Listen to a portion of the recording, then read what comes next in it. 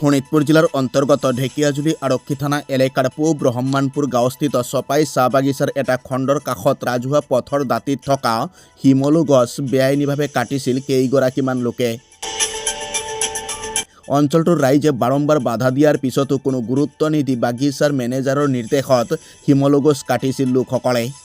ৰাইজৰ বাধাক প্ৰত্যাহ্বান জনাই শিমলু গছ কটাত অঞ্চলটোত সৃষ্টি হৈছিল তীব্ৰ প্ৰতিক্ৰিয়াৰ। অৱশেষত ক্ষোভিত ৰাইজে খবৰ দিয়ে ঢেকিয়াজুলি বন বিভাগক। খবৰ পোৱাৰ লগে লগে আজি বন বিভাগৰ লোক ঘটনাস্থলীত উপস্থিত হয়।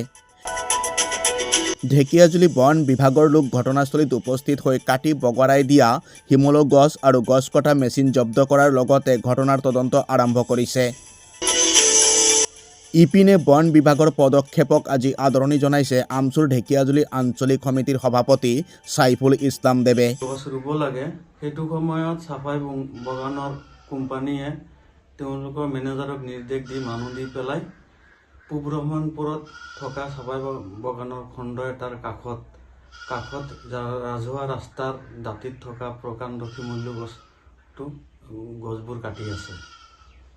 এইটো বৰ দুখ লগা কথা।